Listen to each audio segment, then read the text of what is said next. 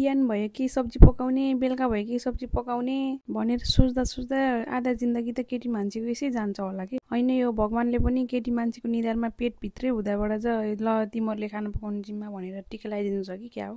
घरमा हुँदा त टेन्सन हुन्छ, ड्युटीमा हुँदा पनि घर ल साँझ गएर के पकाउने होला भन्ने टेन्सन हुने के। 1 घन्टा सोच्दा सोच्दा के पकाउने होला भनेर सोच्दा सोच्दा लास्टमा मासु पकाउन थाले। धन्न यो मासु छ र चलिरहेछ। मासु हुन्थेन भने के हुन्थ्यो होला कि मेरो हालत।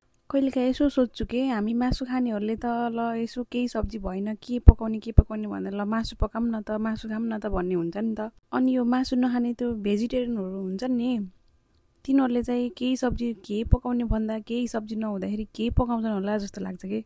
होइन, ठिकै छ, भेजिटेरियनहरूले पनि फेरि मासु खान थाल्यो भने त फेरि मासुको भाउ बढेर सगरमाथि छुन थाल्थ्यो होला। कोही आउँछन् फेरि, होइन कति मासु खानु मन लाग्यो, बिहानै साँझै दिनै कति मासुले मिच्छाउने पनि रहन्छ कि क्या भनेर। होइन, मिच्छाउनु त मिच्छाउँछ कि, तर पेट टन्न भएको बेला मात्रै मिच्छाउँछ। अब खाएपछि टन्न हुन्छ नि पेट, त्यति बेला ल अब त 2-4 दिन मासु हेरिन्न जस्तो हुन्छ।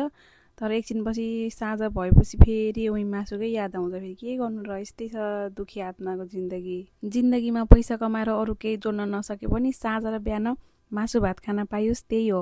ल अब चाहिँ मेरो मिठो मासु र भात पाकेर रेडी भइसकेको छ, अब खान्छु ल।